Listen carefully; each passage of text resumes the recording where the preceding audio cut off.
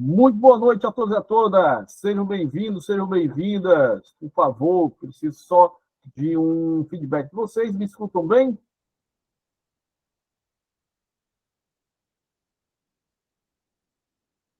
Muito obrigado, Yanara. Muito obrigado, pessoal. Show, tá?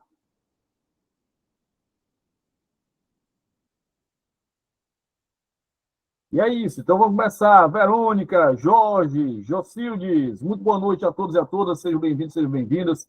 Para quem ainda não me conhece, sou o professor Bruno Marques, professor de Didática e Legislação Educacional de Casa Nova, aqui no IB Concurso, com vocês na preparação para a aprovação de vocês, para que vocês se tornem efetivos e efetivas dentro de uma rede pública, aonde quer que você esteja, qual seja o seu sonho, exatamente aqui que você vai construir a ponte para ele, tá? Então, fiquem todos sossegados, sussa total. Estamos aqui para começar os nossos trabalhos com a aprovação de vocês, porque, na verdade, a gente tem muitos certames por abrir ainda em todo o estado do Ceará. E o que vale é o quê, gente? Eu sei que todo mundo quer ser efetivo, efetiva dentro da sua casa, tá? Para que você não precise sair para outro domicílio, para outro município, mas a sua chance é essa, galera. E nós estamos vivenciando um momento muito bacana na educação, por quê?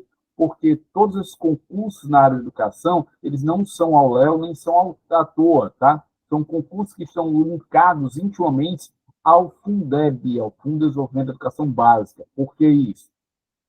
O Fundeb, entre as várias engrenagens bem complexas, inclusive, que ela tem, uma delas é que, para que haja o repasse total do Fundeb, principalmente do VAR, do VAT, valor ano-aluno real, ano-aluno total, é preciso que a rede pública tenha dentro dos seus domínios mínimo de 80% de professores efetivos. Então, isso obriga a todas as redes a fazerem exatamente concurso para compor 80% de professores dentro da sua rede. E mais ainda, porque nós temos agora o PAEC integral. Até 2026, as redes públicas municipais deverão, inclusive com dotação orçamentária do governo do estado do Ceará, ter as suas redes tempo integral, do primeiro ao nono ano do ensino fundamental, anos finais e anos iniciais. Então, o que quer dizer? A partir do momento que eu tinha uma escola que atendia 600 alunos, 300 de manhã, 300 à tarde, agora eu só vou ter 300 alunos em tempo integral. Isso demanda com que a rede tenha que abrir mais escolas, automaticamente contratar mais professores, é aonde nós entramos, é aonde nós somos sorteadas para nos tornarmos, então, efetivos. Mas, logicamente, para isso acontecer, requer de você, antes de mais nada, estudo, preparação. O sarrafo no estado do Ceará é gigantesco. Eu falo sem nenhum tipo de cerimônia, tá? Que você pode até sentir dificuldade em passar um certame aqui do estado do Ceará. Mas se você sair daqui e for para Rio Grande do Norte, sem desmerecer nas coleguinhas do Rio Grande do Norte, pelo amor de Deus, tá? Mas saindo para outras praças, você vê um pouco mais de facilidade, um pouco mais de propriedade nisso, tá? Então, temos essa realidade, não podemos fugir dela, certo? Então, dizer para vocês aqui muito claramente o caminho das pedras, muito claramente o jogo. Então, estamos aí com Mossoró aberto, por exemplo, estamos aí com Teresina aberto, estamos aí com vários outros municípios dentro do perímetro do estado do Ceará abertos, e eu convido a vocês para que, se for o caso, para que, se vocês puderem, junto ao projeto de vida de vocês, também tentarem esses outros certames, estamos aqui junto com o IB Concursos para que vocês possam realizar o seu sonho, tá? Dito isso, galera, estamos aqui para quê? Nós temos essa aula de hoje para começar o caminho das pedras com relação a uma banca específica, que é a Consulpan. A Consulpan é a banca que mais angariia recursos aqui dentro do estado do Ceará. Em outras regiões também, mas no estado do Ceará principalmente, tá? Junto com CETRED, junto com agora a UPA, né? a Universidade Patativa da Serra, que tem também sido colocada na relação, como também sendo proponente a bancas de concurso. Você também tem o SEV da UES. Então, nós temos aqui características muito interessantes com relação ao que nós temos, de fato, nos certames das redes públicas do Estado do Ceará. Tá? Vou aqui compartilhar com vocês o nosso projeto, que é o projeto de aprovação com vistas à banca, que é a nossa banca aqui com o Supan, banca essa que vai estar Russas, vai estar em Nova Russas, vai estar em Jaguaré, tá? Vai estar aqui em Jaguaré, não vai sair, né? Não, vai estar no Jaguari, tá? Vai estar no Jaguar aí da vida, enfim, vai estar na região metropolitana. A gente tem também, metropolitana não, vai estar também na região Jaguaretão. Eu não estava falando em Jaguaretão, acredita? Eu estava falando e olha que eu tenho vários amigos que moram lá, mas enfim, tá? Que é a terra da rede. Então, eu vou simplificar que é a terra da rede. E aí, cara, vai estar também presente ali no corredor, aqui é Guaruana, obrigado, tá? Que vai estar também no corredor ali de Beberibe, Fortim e Aracati. Ou seja, veja só, tá? Cedro também, tá? O pessoal ali do centro do estado também, enfim. Galera, não tem o que fazer, tá? É se dedicar à característica. Apesar de que a surpresa que nós temos nesses últimos dias, nesses últimos momentos, vamos dizer assim, foi justamente o CETREG trazer dentro do seu perfil uma forma diferenciada. Como assim, Bruno, uma forma diferenciada? Um edital de Horizonte. Rapaz, olha, Horizonte está saindo pelo ladrão de inscrição. Tá? Tanto é que eles tiveram que remarcar a prova para um outro momento, para uma outra data, para poder dar conta de uma inscrição. Por que isso, Bruno? Por dois motivos. Primeiramente, perfil diferenciado. A gente está vindo aqui na região metropolitana, mas todo o estado do Ceará, um perfil de prova que cobra da gente língua portuguesa, matemática ou raciocínio lógico, dependendo da situação, cobra da gente a didática, cobra da gente a parte de didática e a parte de legislação educacional, tá? Isso por base. Se você pegar, por exemplo, o CETRED tem cobrado, por exemplo, redação, tá? E aí a banca da UES, por exemplo, além de redação, tem cobrado também aula prática, que eu particularmente adoro, tá? Mas, enfim, de qualquer maneira, você tem um processo bem amplo com relação a isso. E aí vem Horizonte e cobra de você só o quê? Língua portuguesa, legislação, didática e história local. Cara, gente, boa, vai.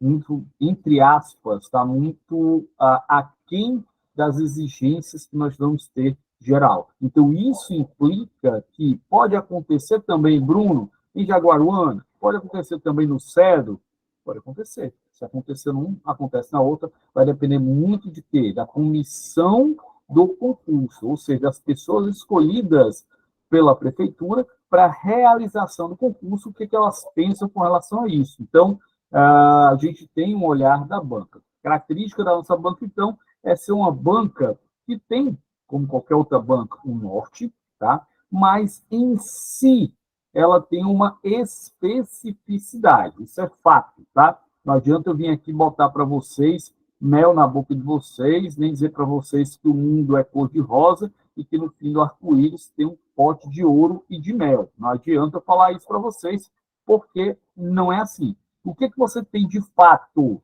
Você tem, de fato, uma banca que ela traz os conhecimentos comuns, e quando a gente fala de didática, quando a gente fala de legislação educacional, meus amores, não tem muito o que fazer, não, tá? Os três porquinhos, Valon, Vigório e Piaget, vão ser os três porquinhos aqui, no Cedro, em Aracati, em Jaguaruana, em Pindamonhangaba da Serra, aonde você for, Valon Vigório Piaget será Valon Vigório Piaget, será cobrado da mesma maneira. Então, não tem para onde você correr. Aonde você for, o cerne do processo de ensino-aprendizagem, o que é isso? Planejamento, metodologia, avaliação, ela vai estar contida na tua prova na área do magistério. Agora, como isso é cobrado, quais são as venhas que são cobradas com mais propensão do que outras, É isso que a gente vai dialogar com vocês, é isso que a gente vai explicar a vocês durante o nosso curso, durante o nosso trabalho. E isso em cima de duas pontas. Como assim, Bruno? Duas pontas.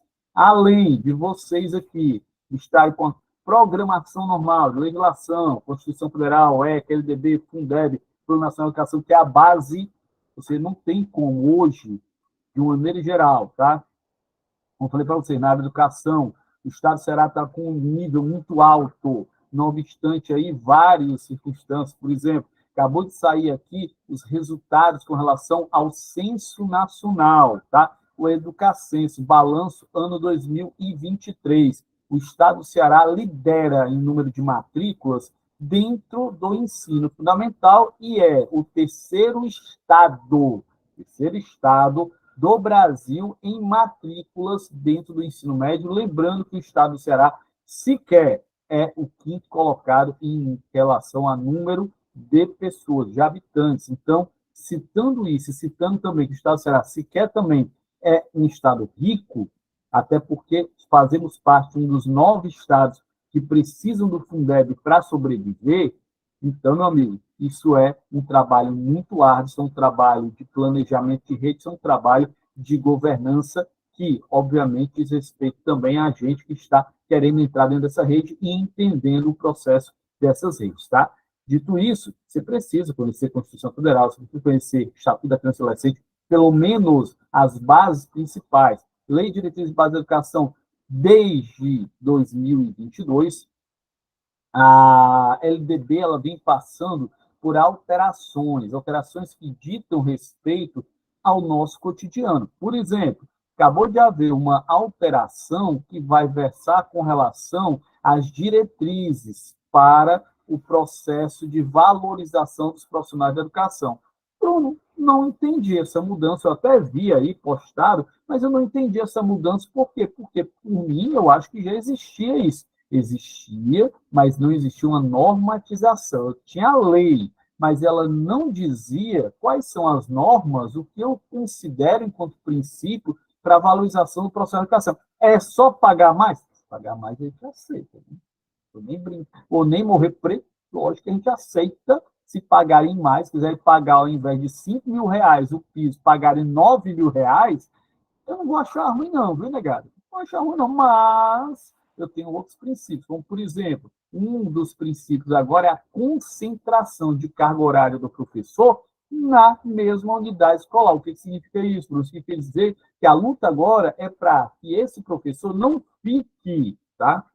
E fazer mais um, lógico, Vitor, é evidente, tá? Evidente. Pagar mais, fazer mais concurso, tá? Mas também garantir o PCCS, ou seja, o nosso programa, né, de cargo, carreira e salário, para que você tenha ascensão tanto horizontal quanto vertical, tanto por tempo de serviço quanto também por titulação, também é válido, tá? Mas aí a briga por centralizar a carga horária do professor para que você não fique, por exemplo, que a realidade de muitos profissionais que nós temos hoje no interior do estado, de dar aula tanto na sede quanto nos distritos, e isso acaba, obviamente, por conta do deslocamento, por conta do perigo, por conta da distância, por conta de N fatores que vão cansando você, fora que muitas vezes as unidades escolares dos distritos não têm uma adequação estrutural tão interessante, tão eloquente assim, conheço muito bem. Para quem não me conhece, estou falando aqui, tá? Mas, Bruno, por que tu está na educação? Eu sou graduado em História e em Pedagogia e como também em Administração Pública. Sou mestre em Ensino de História pela Federal Rio Grande do Norte, por isso o carinho que eu tenho demais pelos potiguares, mas, junto a isso, também estou há 10 anos trabalhando não só na rede pública, sou servidor público do Estado do Ceará, efetivo, estou, né, no cargo comissionado dentro do gabinete da Crédito 1, aqui na região metropolitana de Fortaleza, cuidando da parte da assessoria de comunicação, mas também há 10 anos eu estou dedicado a especificamente trabalhar com concurso na área de magistério. Então, a própria bagagem já diz muito com relação ao que a gente tem em bater um papo com todos vocês, fora a ruma de concurso que a gente já participou aí para essa galera toda, auxiliando a galera a fazer essa ponte, tá? Então, programação, com toda a parte de conhecimentos educacionais, com toda a parte de legislação, programação que tem como ponto principal aproximar você que está impulsando, que está pensando em fazer um certanário tanto na área específica pedagogo, na área específica dos anos iniciais ou educação infantil, nossos pedagogos, tá? Assim como você, que é específico e que também precisa de didática e legislação, também seja acolhido aqui. Auxiliares de sala, pessoal do pedagogo administrativo, que muitas vezes a gente esquece, né? Mas nós temos também os pedagogos administrativos, aqueles que não estão inseridos diretamente dentro da educação, mas estão dentro do organograma da estrutura das prefeituras, principalmente na área da saúde. A gente sabe que hoje o pedagogo ele também pode atuar na área da saúde, fazendo parte do que a gente vai chamar de equipe multifocal. Então, está aqui você, pedagogo, e o psicopedagogo também está presente conosco aqui, tá certo? Vamos ter, para vocês, apostilas, tanto a apostila direcionada, ou seja, a gente pega o teu certame, pega o edital e vai dar para vocês o focal daquilo, tá? Ou seja, vamos lá, foco naquilo que realmente é preciso. Como a gente tem também a apostila estendida, que é aquela apostila zona com teoria, para a galera que gosta mesmo de ler, para a galera que quer, de fato, aprender mais afinco, a gente tem uma apostila também bem mais ampla, tá? Então, nós temos para tudo. Nós temos para a galera que quer o macete, que quer o bisuzinho, que quer o direcionado, galera que tem, inclusive, tempo também para se dedicar um pouco mais, então você tem as duas possibilidades. O nosso grande ponto, de fato, tá, é trabalhar na metodologia invertida, tá? Como assim, Bruno? Metodologia inversa ou invertida? Trabalhar a teoria em questões, ou seja, resolver com vocês o maior número possível de questões e também, junto a isso, bater um papo e também justo a isso, já ir clareando. Por quê? Porque tem gente aqui que já faz curso com o IB Concurso há muito tempo, tem gente que já faz curso em outros locais e, obviamente, agora ele precisa de resolução de questões para que ele possa conseguir, através das questões, angariar o máximo possível de capital cultural para quando você for para o teu certame. Isso também é prático, tá? E aqui, juntando-se ao IB Concurso agora, eu, professor Bruno Marques, vou estar com essa equipe maravilhosa que já aprovou, já tem gabarito de sobra para dizer a vocês que na parte, passou da região metropolitana para frente, quem manda é o IB Concurso, e aí a gente tem muito orgulho de agora fazer parte de toda essa galera aqui, Franja, Abaiara, Iguatu, o pessoal que está conosco aqui, está fazendo parte dessa situação, estando aqui presente junto com todos esses, tá? Aulão também presencial vai ter também, viu? Já falei aqui, já estou aqui marcando os aulões também, tá? Aqui, poxa, acho muito interessante a gente fazer esses aulões virtuais, mas também presencial para a galera tirar dúvida, às vezes é muito bom, tá? Tem gente com a mão levantada, quem tiver com a mão levantada, por favor, fique à vontade para bater um papo, para dialogar. Vamos aqui começar os nossos trabalhos daqui a pouco, tá? De fato e direito. Quem está com a mão levantada, quiser falar, por favor, fique à vontade. Eu nem sei se pode, né? Acho que pode, não sei. Opa! Fala, galera. Deixa eu abrir aqui, deixa eu ver se consigo abrir para vocês aqui o microfone para a gente bater esse papo aqui rapidinho, tá? Acho que não estou conseguindo. Não, não tenho aqui acesso a dar permissão ao microfone para vocês, tá, galera? Liberado aí? Pronto, então pronto. Quem quiser falar aí, pode falar, gente. Por favor, tá? Microfone aberto. Obrigado, moderador.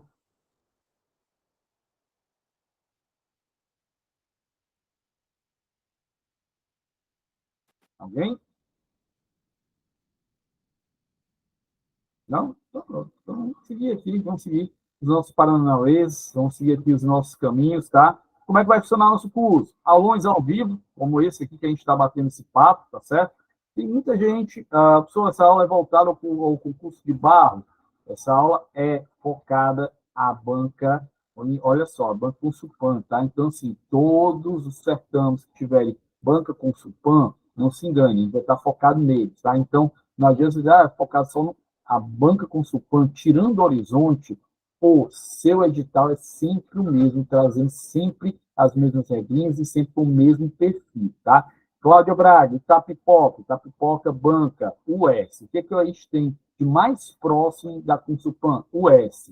a UES e a Consulpan, elas pegam bases epistemológicas muito próximas. Por exemplo, Banca UES, Banca Consulpan, são as duas únicas que cobram de vocês, além do conhecimento na área da didática, tá? Estamos falando de didática no sentido de assunto propriamente dito, além da teoria sobre o que é didática, eles cobram também a história da didática e os pensadores da didática, ou seja, falando de Rousseau, de Comênios, de Pestalozzi, de Maria Montessori, de De Crowley, todos esses que estão ali presentes na história da didática são cobrados tanto pela UES como também pela Consulpan. Então, o que tem mais próximo de UES, Consulpan, estão aqui presentes. Então, fique tranquilo, quem está se preparando também para a UES, né, ou seja, para o concurso de Itapipoca, também está certo demais, tá?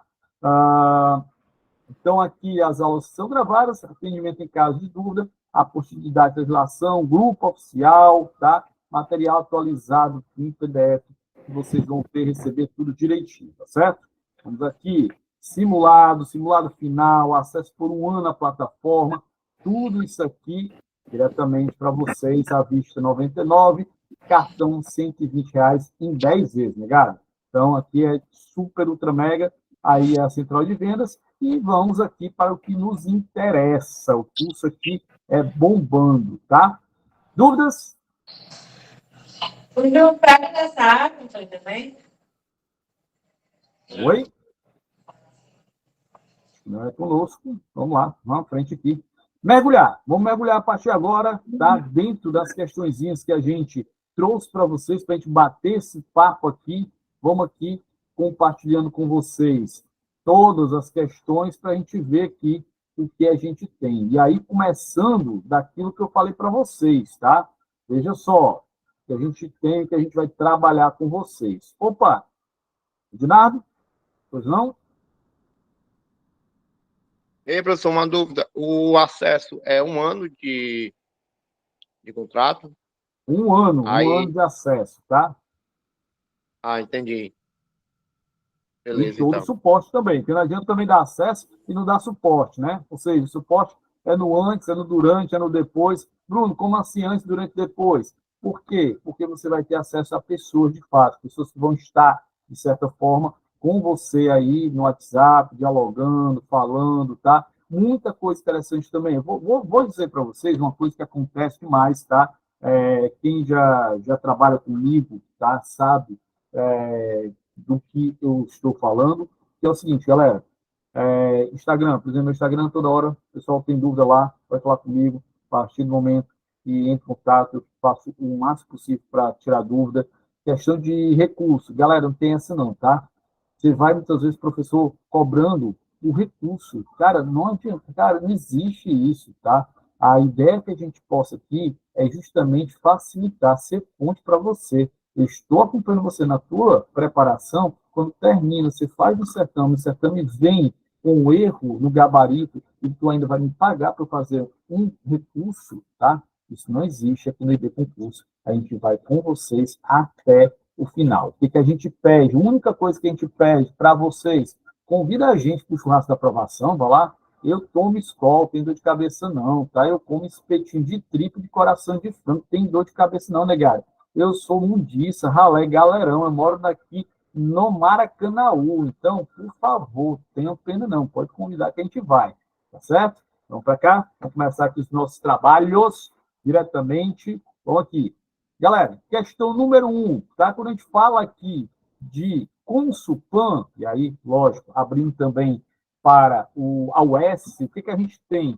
A gente tem aqui uma banca que gosta muito de explorar didática no seu processo teórico, mas junto a isso também a história da didática, tá? Então você precisa ter esse cabedal de entender o que é didática enquanto área epistemológica da pedagogia, mas também entender com relação à história da didática, tá? Papocando aqui da negada com a mão levantada, pode arrochar ou não, galera, por favor, tá? Graça, obrigado pelo convite.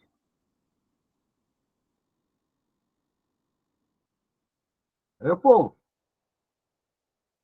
arribou a mão, pode falar, viu, negado? Não tem dor de cabeça, não. Se eu souber, logicamente, tá? Eu tiro a vossa dúvida. Não havendo isso, vamos tocar o barquinho para frente. Meus amores, então vamos lá. Primeira questão, o que a gente vai ver, tá? A gente vai falar aqui com relação a essa primeira questão clássica, vamos dizer assim, com vistas a trabalhar com os teóricos da educação ou da didática, tá? Antes de a gente entrar nesses teóricos, eu queria bater um papo com vocês em relação à própria didática em si. E aí, o que a gente tem? Vamos para cá, vamos abrir aqui nossa lousazinha interativa para a gente bater esse papinho, tá? Então, abrir uma lousa interativa aqui com vocês, é até bom, porque fica aí agendado, tá? As aulas gravadas, para quem comprou o curso, com certeza. Jorge, você tem um ano aí de acesso liberado. Você não vai precisar de um ano, você vai passar logo o primeiro concurso, mas, de toda maneira, você tem acesso aí um ano liberado para revisitar, tá bom? Então, vamos para cá, vamos aqui para o nossa lousazinha digital para a gente bater esse papo. Meus amores, apresentação aqui. Estou compartilhando com vocês. Pronto, então vamos lá. Galera, o que eu preciso para que vocês entendam, vamos dizer assim, tá? Do que a gente está falando, ou qual é o ponto principal. É sempre muito bom a gente pegar aqui para bater um papo com vocês e dizer o seguinte, olha, nós estamos falando de didática, tá? Didática.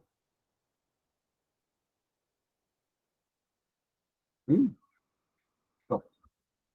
Didática. Quando a gente fala de didática, a didática ela é uma área epistemológica do grande e amplo espaço que a gente tem, que é a pedagogia. Mas vamos lá. Pedagogia. Quando a gente fala de pedagogia, do que a gente está falando? Pedagogia. A ciência.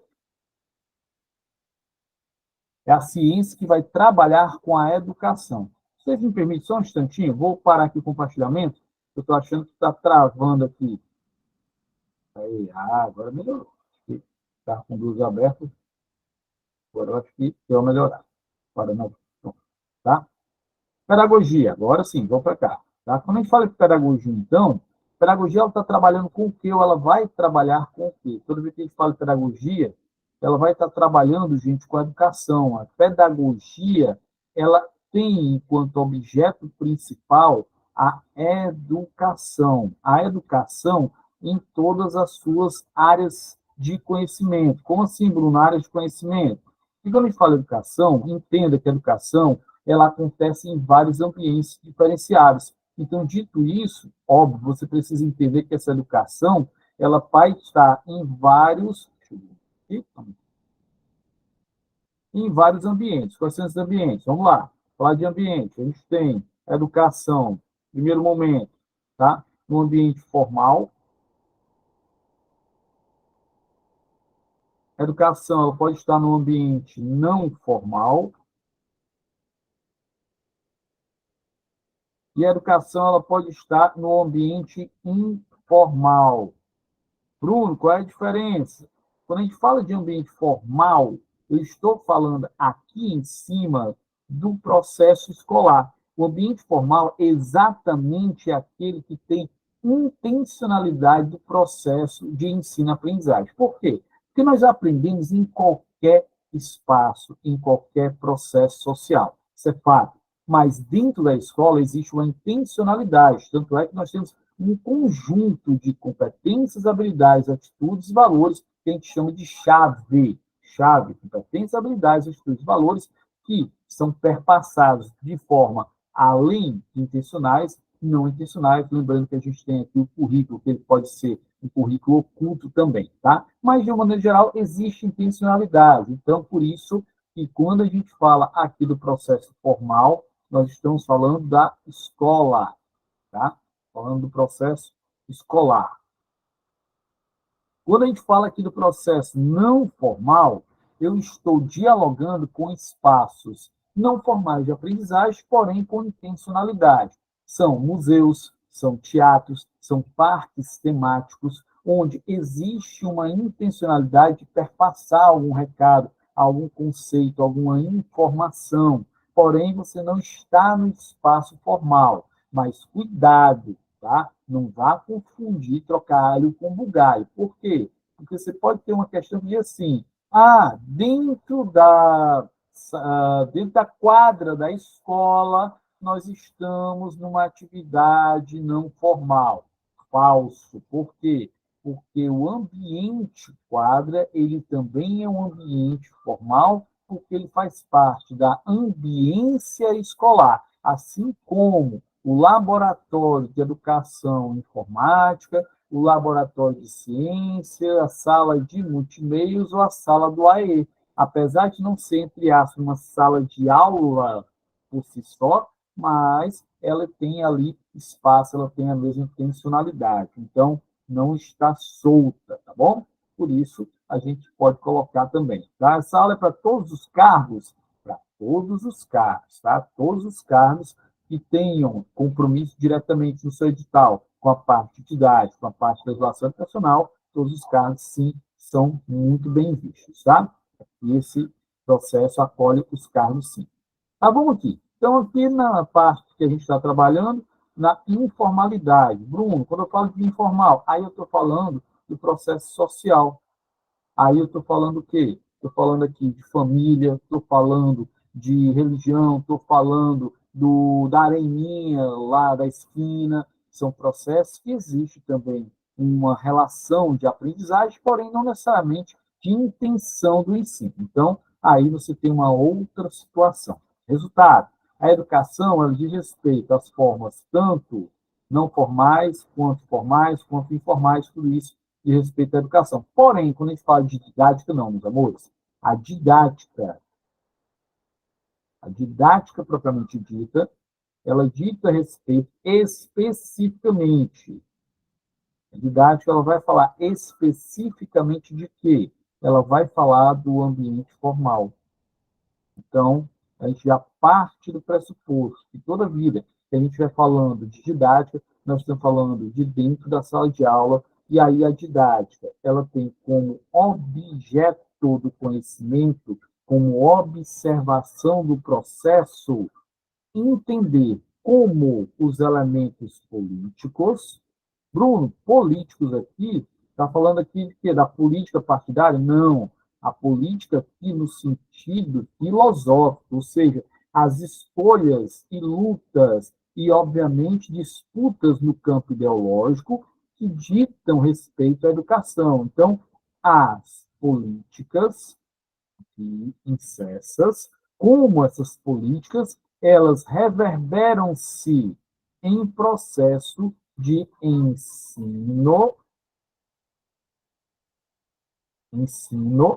aprendizagem.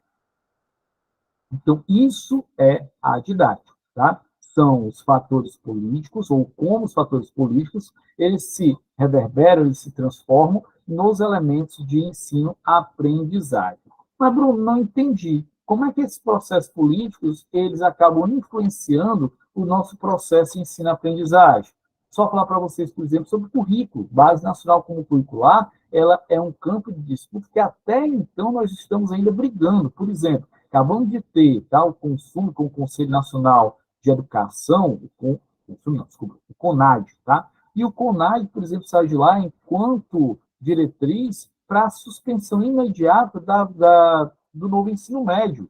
Foi acatado? Não foi. Então, veja como é uma área de disputa política que acaba por estar interferindo diretamente no processo de como nós ofertamos, como nós ensinamos e o que nós ensinamos para os alunos. Por isso, é uma relação de ensino-aprendizagem. Beleza? Então, entendido o que é a didática aqui, vamos para a história da didática. Quando a gente for observar a história da didática, história da didática. Opa, falei da educação aqui, acabei botando a educação. História da didática, tá? A gente vai sempre analisar a história da didática com relação ao que ou a quem. Falando de história da didática, nós vamos estar falando aqui de como a didática ela se formou nesses últimos tempos, tá? Então, vamos falar de história da didática,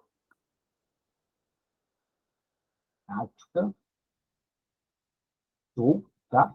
E aí, dentro dessa ideia da história da didática, a gente entender que a própria história da didática, a didática por si só, ela tem 3 fases. Primeira fase, segunda fase, terceira fase.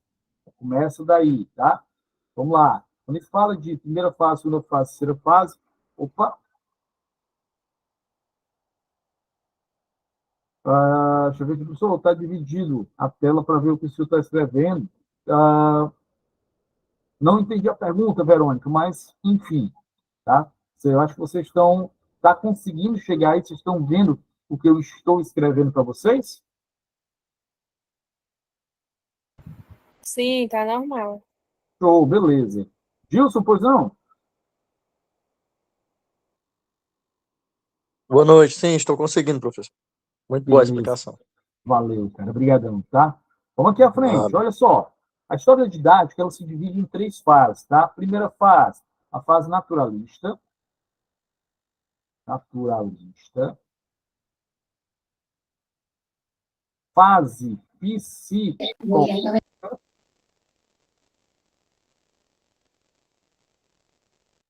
E a terceira fase, que é a atual, que é a fase experimental.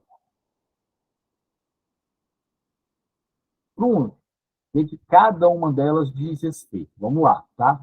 Quando a gente fala da fase naturalista, essa primeira fase que vem ali do século XVI até, veja só como ela é longa, tá?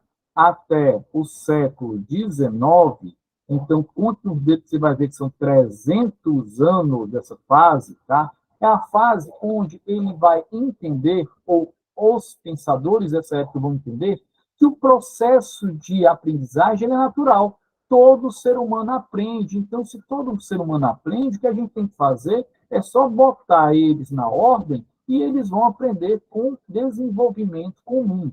Então, todo sujeito capaz de aprender é somente a gente esperar um tempinho, dar a ele as informações e ele vai aprendendo de forma natural. Sendo que, na verdade, isso não é bem assim, a gente sabe muito bem, só que, obviamente, a gente não vai julgá-los. Por quê? Porque o momento de vida deles é um momento que era restrito aos pensamentos que eles podiam ter naquele exato momento, sem anacronismo, tá? Então, a segunda fase é a fase psicológica. Aqui a gente já começa a ter, na segunda metade do século XIX até a segunda metade do século XX, ou seja, a gente já começa a ter, para o embasamento da didática, também apoio nas teorias psicológicas. Lembrando que nós não estamos falando, de metade do século XIX, de teorias psicológicas avançadas. São teorias rudimentares, tá? Como, por exemplo, naquela época, se achava que para curar doenças, você tinha que dar choque, tinha que dar banho gelado, você tinha que deixar a pessoa imersa em situação de cárcere privado.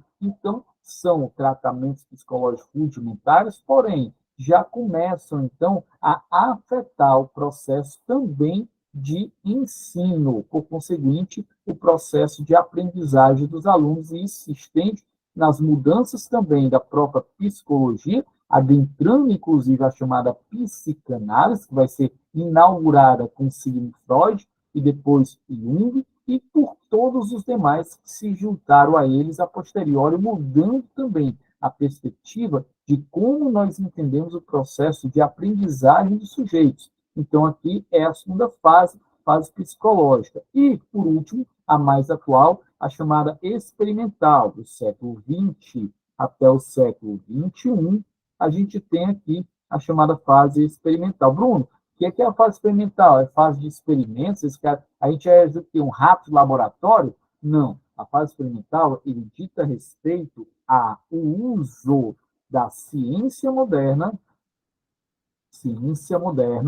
com base para a forma de ensino. Ou seja, hoje, tudo que nós fazemos dentro da educação é baseado em ciência, e não mais em achismo, e não mais em outras possibilidades. Então, por isso, nós trabalhamos diretamente com o processo de ciência moderna, com processos metodológicos, processo de observação, relatório e constante análise de dados. Isso faz com que a nossa ciência, que é a pedagogia, que dela vem a didática, se torne mais completa. Então, isso aqui é a chamada história da didática. Junta elas, aquilo que eu falei para vocês. Nós não vamos mergulhar hoje neles propriamente dito, tá? Mas quais são os teóricos que mais caem com relação à didática? A gente começa com o pai da didática, o Comênios, tá? Comênios, lá no século XVII, ele vai ser o primeiro a sistematizar. Então, por isso ele é chamado de pai da didática, porque ele sistematizar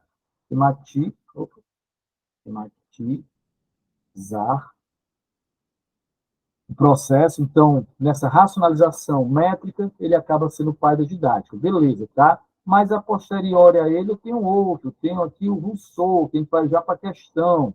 O Jean-Jacques Rousseau, ou como alguns queiram, Rousseau, tá?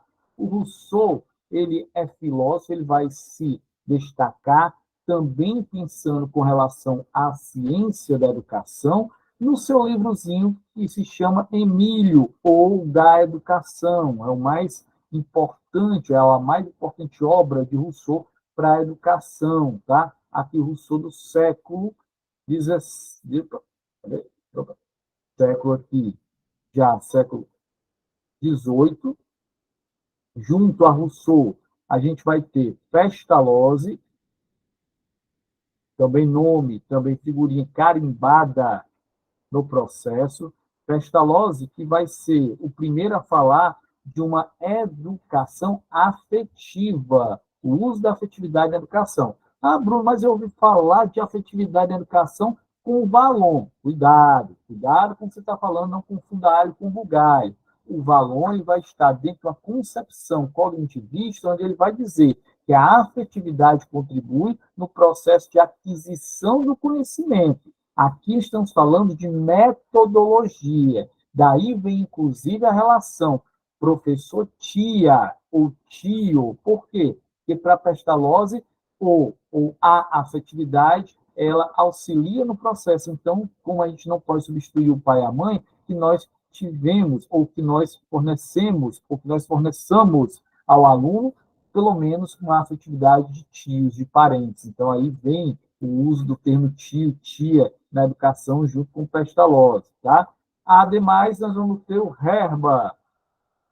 Herbart já inaugura aqui, Herbart, inaugura aqui a psicologia, tá? Mas veja só, ele inaugura a psicologia, só que ele é extremamente tradicional. Então, o Herbart, como queiram alguns dizer Herbart, tá? O Herbart aqui do século XIX, ele vai ser conhecido como o expoente maior do tradicionalismo. Por quê? Porque ele é arraigado ao método. O Herbart, se o Comênios é o pai da didática, o Herbart ele vai ser o pai da metodologia. Ele vai criar uma metodologia para ser aplicada em todas as aulas de qualquer parte do mundo, que são em 5 passos. Preparação, coisa que a gente faz. Apresentação, coisa que a gente também faz. Tá? Associação, fazemos também muito. Generalização e prática. 5 passos lá da ação de Herbart. E aí, por último, não obstante, nós temos 2 nomes, a Maria Montessori, ou Montessori, como queiram alguns, tá? Montessori, não é? Montessori, tá? E o De Crowley. De Crowley, que são nomes aqui já do século XX e que têm, enquanto perspectiva, o uso, ou pelo menos a primazia, da metodologia ativa, o sujeito no foco do processo de ensino-aprendizagem, metodologia ativa, então, aqui entra em cena, tá?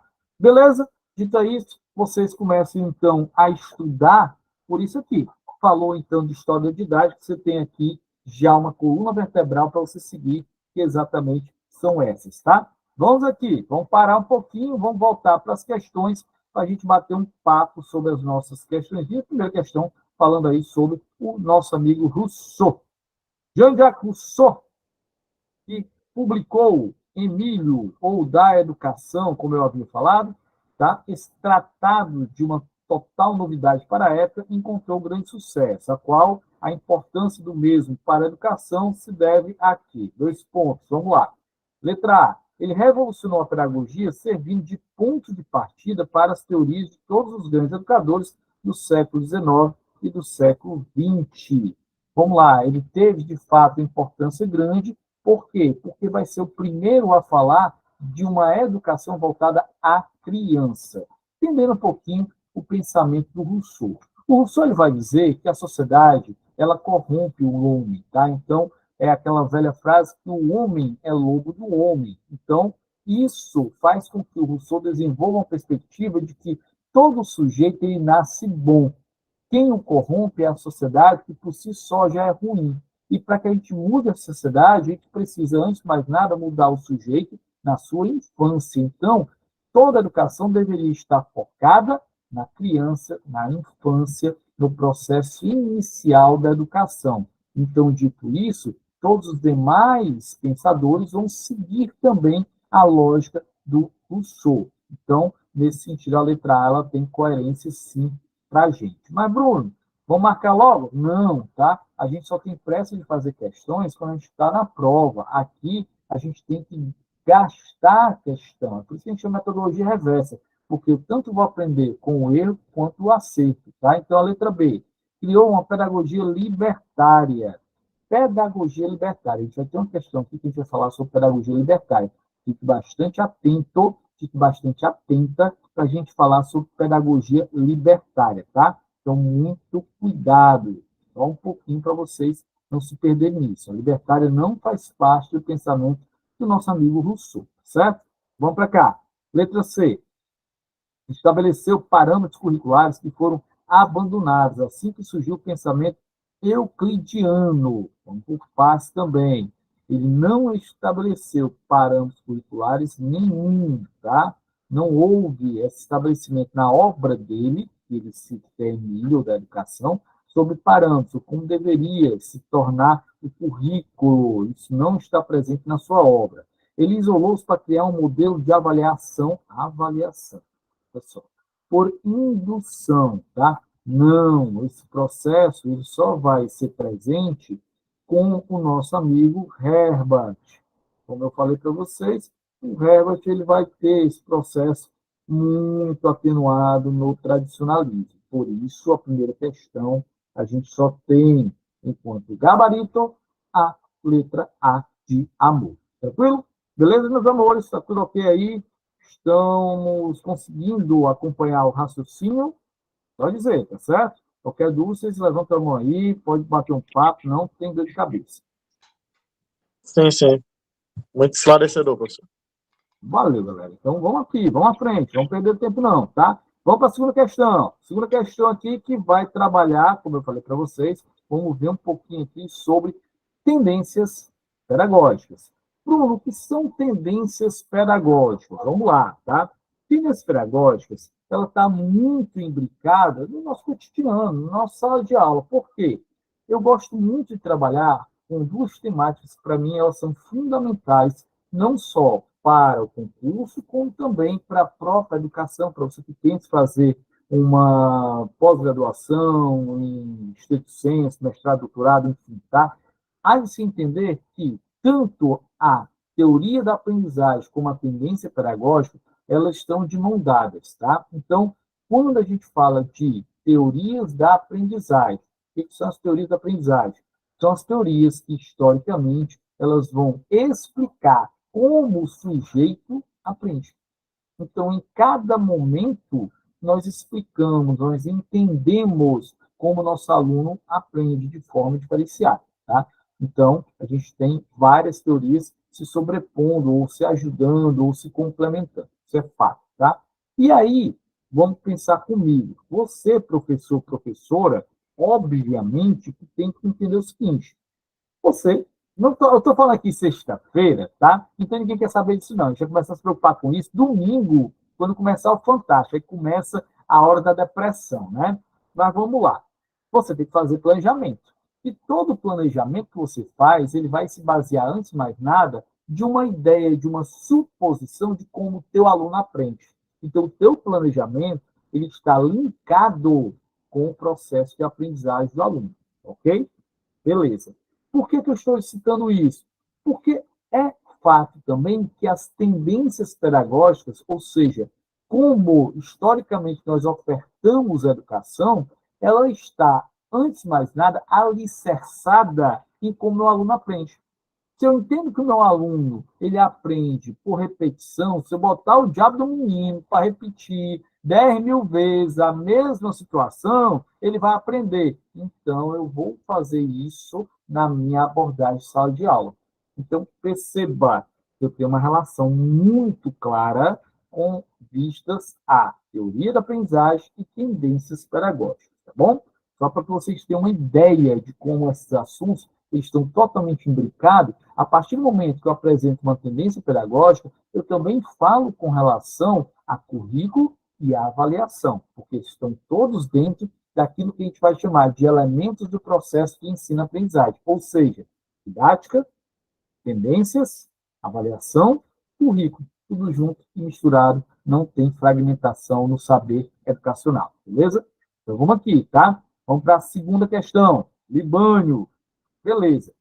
O Libânio, ele classifica as pedagogias em dois grandes grupos, chamados de pedagogia liberal, o nome não está aí, e pedagogia progressista. Tais tendências são de grande relevância, pois permitem ao educador a articulação e a autodefinição teórica sobre escolhas filosóficas e educacionais, visando sustentar as práticas docentes. Tendo em consideração as tendências pedagógicas da educação, associe a primeira coluna de acordo com a segunda. Beleza, tá? Bom, aqui, deixa eu aqui pegar um espaçozinho para a gente explicar um pouquinho com relação a isso, tá? Vamos aqui ver sobre tendências pedagógicas para vocês entenderem um pouquinho também sobre essa ação. Então, saia um pouquinho aqui a questão, vamos aqui observar o borrãozinho para a gente ver como é que estão estruturadas as tendências pedagógicas. Mesmo que a gente não vá entrar com muita força na tendência hoje, tá? Ou cada tendência dessa, eu gostaria de explicar a vocês que as tendências pedagógicas são de muito amplo ponto, tá? Então, muito cuidado com isso aqui. Vamos aqui, deixa eu ver aqui. Vamos para cá. Meus amores, quando a gente fala aqui de tendências pedagógicas, o que a gente tem? A gente tem 3 teóricos que versam sobre tendência pedagógica. A gente vai ter o José Carlos Libânio.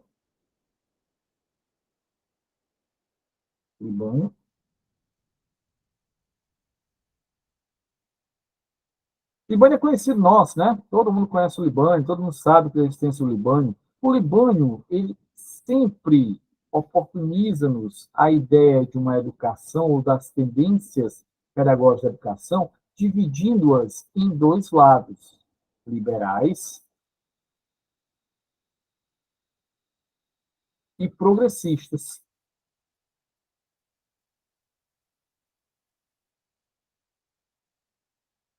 Todos os 2, tá? Dentro das liberais, o que é que eu vou encontrar?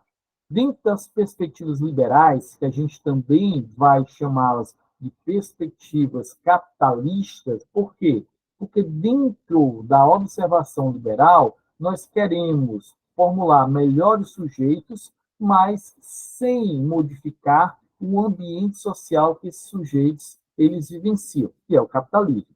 Então, eu vou ter aqui as teorias tradicional, presente, a teoria chamada de renovada, ou renovadas. Bruno, por que as teorias renovadas elas são chamadas de renovadas? Primeiro, vamos lembrar que elas são chamadas de progressivistas renovadas, diretivas ou não diretivas. Então, ela tem nome, sobrenome e apelido, tá? Também entendendo que quando a gente fala de renovadas, eu estou falando aqui de escola nova, ou seja, a perspectiva da escola nova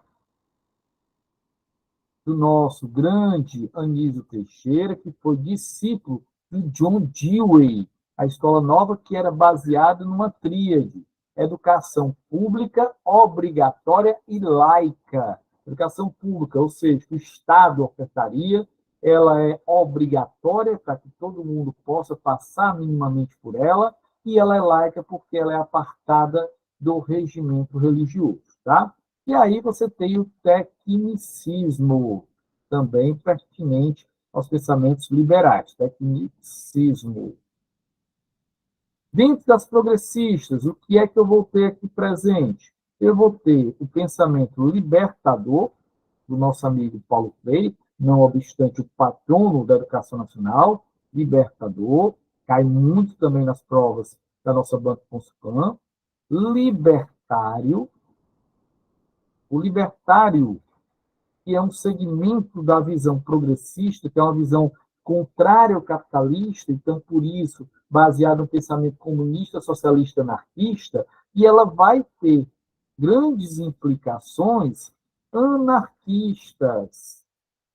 Então, você vai ter, por exemplo, o Celestin Freinet como ponto presente aqui, anarquistas, um ponto aqui presente, você vai ter o Zé Pacheco, que monta uma escola inspirada nos pensamentos anarquistas lá em Portugal, são nomes também muito interessantes. E depois a gente vai ter aqui uma terceira teoria, que é a chamada histórico-crítica dos conteúdos, histórico-crítica dos conteúdos, ou também conhecido como crítico social dos conteúdos, tá? Mas o ponto principal, conteúdo. Conteúdo aqui ele é visto não de forma bancária, ou seja, que nós possamos ofertar o conteúdo de forma hierarquizada sobre o sujeito. Não. Aqui o conteúdo ele é visto, pelo contrário, tá? Como forma de eu obter... Professor, licença, a apresentação saiu, que alguém compartilhou. Opa, só um instantinho.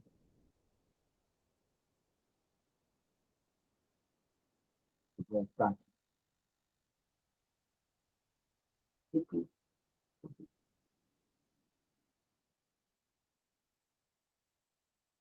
Voltou? Oh, massa, tá? Então, histórico dos conteúdos. Agora, esse conteúdo ele não é visto de forma capitalista, ou seja, é um conteúdo para decorar, para eu ter. Não, esse conteúdo ele é transformação. Ele serve para que eu possa entendê-lo de forma crítica e utilizar esse conteúdo para modificar a minha realidade social. Por isso, histórico crítico dos conteúdos. O Libani ele faz essa articulação. Mas se eu for para outro autor, se eu pegar, por exemplo, o professor do Libani, que na verdade o Libani ele foi orientando do Saviani, vem primeiro Saviani, depois Libani, tá? Saviani vai dizer o seguinte, ó, Saviani, Merval Saviani, tá? O nosso amigo Saviani, ele vai apresentar as tendências pedagógicas em três facetas. Ele vai dizer que eu tenho as tendências pedagógicas não críticas, eu tenho tendências pedagógicas críticas,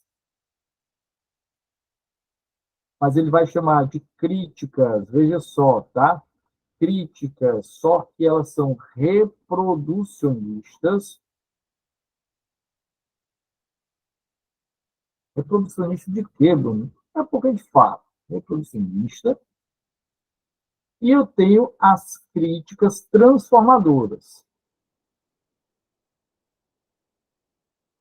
Deu para sacar aqui que tem uma diferenciação bem interessante. Transformadora. Vamos lá. Bruno, qual é a diferença aqui? Tá? Vou utilizar aqui uma corzinha melhorzinha, porque eu não acho, em termos de estética, as cores azul, branca e vermelha não fazem muito uma estética muito interessante, não. Eu prefiro outras cores, como preto e branco. Tá? Quando a gente fala de teorias não críticas, eu estou falando aqui de teorias que vão ser as teorias tanto tradicional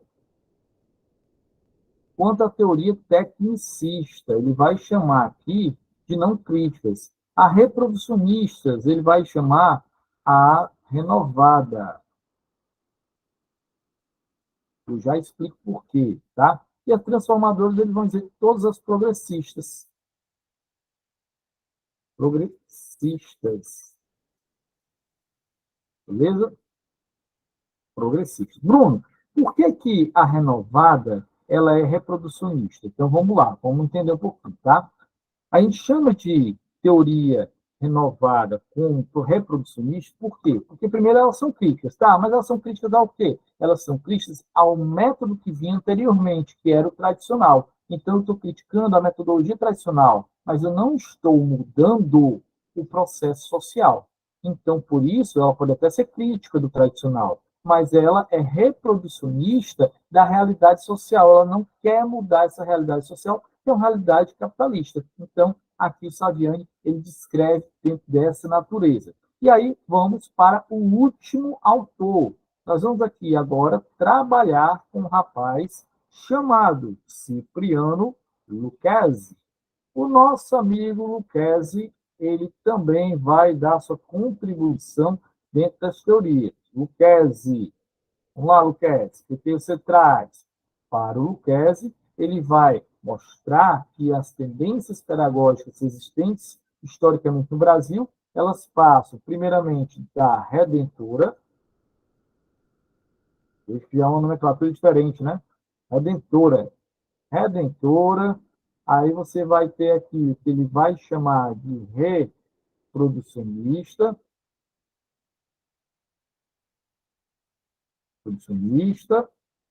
e a terceira, que são as transformadoras. Deu para sacar, né? Transformadoras, não tenho nem o que falar. Quando eu falo transformadoras, são todas as progressistas.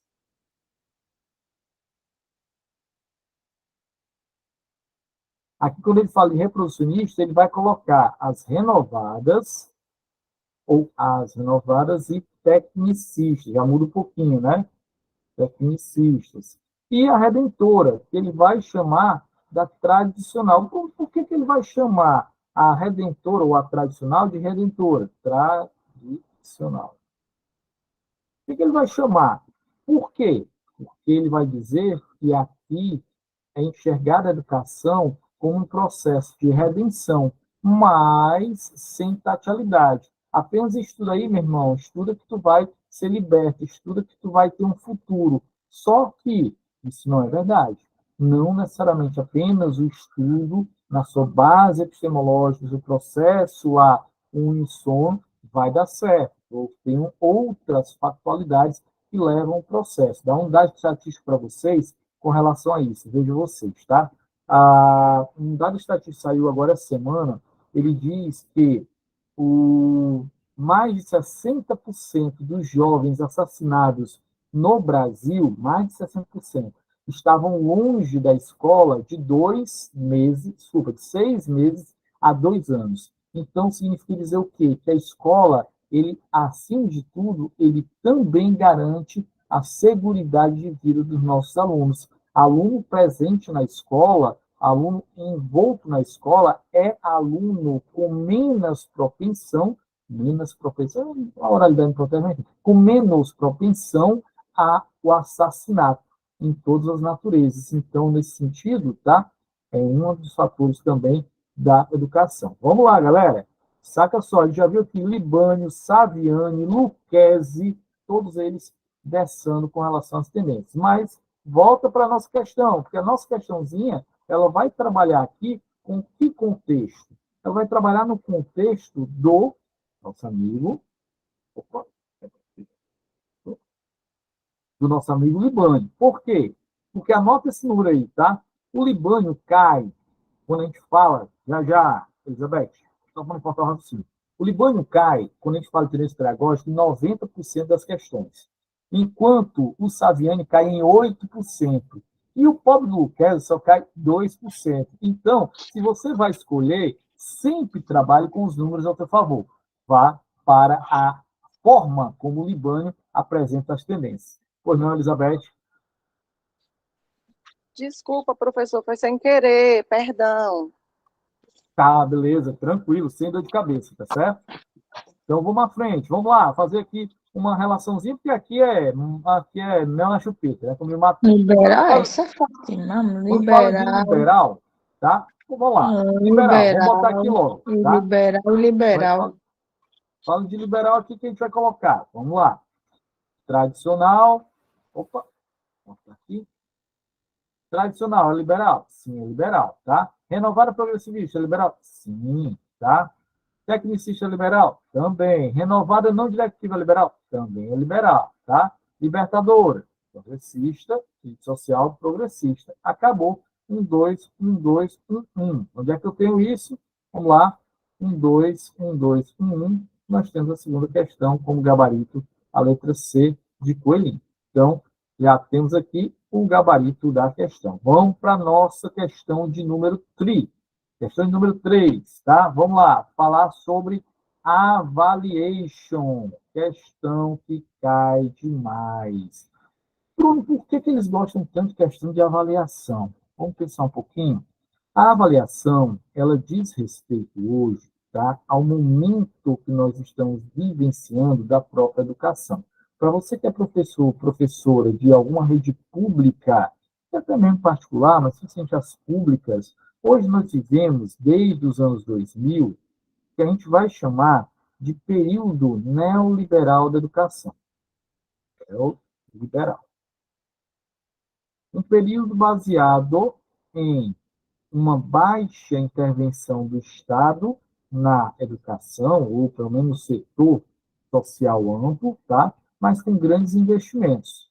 E aí, investimento, ele diz respeito também, se você, eu não sei, olha, é muito difícil falar de investimento, por quê? Porque a gente é pobre, tá? Qual o investimento que o pobre faz? Ele compra ali 2 galinhas, tá? Ele compra um casal de capote, ele vai ali e joga no bicho, tá? É um investimento que nós, que a gente que é da classe média baixa, fazemos, tá? A gente não faz negócio de especulação imobiliária, a gente não faz investimento em capital financeiro, não é muito a nossa prática. Mas, de toda maneira, quando você investe, você quer ter o quê? Resultado. Então, por conta disso, desde os anos 2000, a educação é marcada por grandes investimentos, mas também por cobrança de resultados, como se houvesse aqui uma relação de faturamento, onde, a partir do momento que eu invisto, eu vou ter um crescimento. Não é assim. Por quê? Porque nós temos várias circunstâncias com relação ou com vistas ao processo social, tá? Então, nesse contexto, a avaliação ela acaba sendo também parte pressuposta de eu acompanhar a educação. Por isso, a avaliação, ela hoje, ela é tão falada e tão cobrada também no sertão. Mas vamos lá, vamos ouvir um pouquinho aqui o que a gente sabe, do que a gente tem com relação à educação, com relação, óbvio, também à avaliação. Então, vamos aqui, parar o compartilhamento para a gente falar sobre a avaliação. E olha, gente, de boa, tá? Falou de avaliação, falou de currículo, nossa, é um chamado poço sem fim, porque é extremamente amplo. Tá? Então, muito cuidado com essas duas temáticas, porque requerem bastante cuidado, bastante análise, porque, de fato, são muito extensas. Vamos para cá, tá? Falou aqui de avaliação, o que eu tenho de conhecimento? A avaliação. Quando a gente fala de avaliação, a LDB, a Lei de Diretriz e Base da Educação, que não é uma lei comum, tá? Ela não é uma lei somente positivista, ou seja, ela não está no âmbito apenas do positivismo, que é comum dentro do nosso letramento judiciário, ela é uma lei com um pé totalmente voltado para o pedagógico. Tanto é que a LDB, por si só, ela já traz a concepção de avaliação. Ela vai dizer que a avaliação ela deve ser uma avaliação contínua,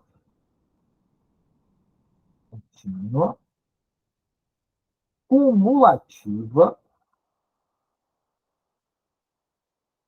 que deve levar em consideração os valores qualitativos, em detrimento aos quantitativos.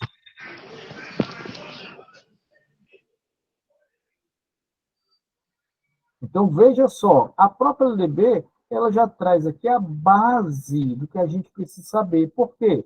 Contínuo, Bruno. O que quer dizer?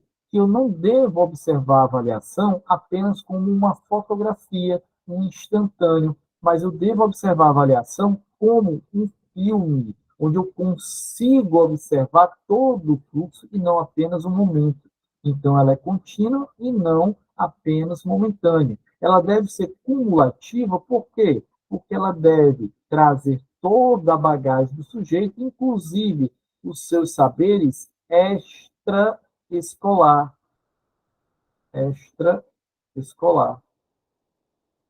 Então, olha que legal, olha o olhar como é didático da IBB, que a gente tem mania de estudar a parte da legislação apartada da didática, sendo que não pode fazer isso. A gente tem que entender o pé didático que existe dentro das nossas legislações, tá? Então, aqui a gente já começa com esse primeiro ponto. Mas vamos aqui, em termos de tipologia, vamos falar sobre tipologias de avaliação. Eu tenho duas tipologias de avaliação. Eu tenho a avaliação institucional,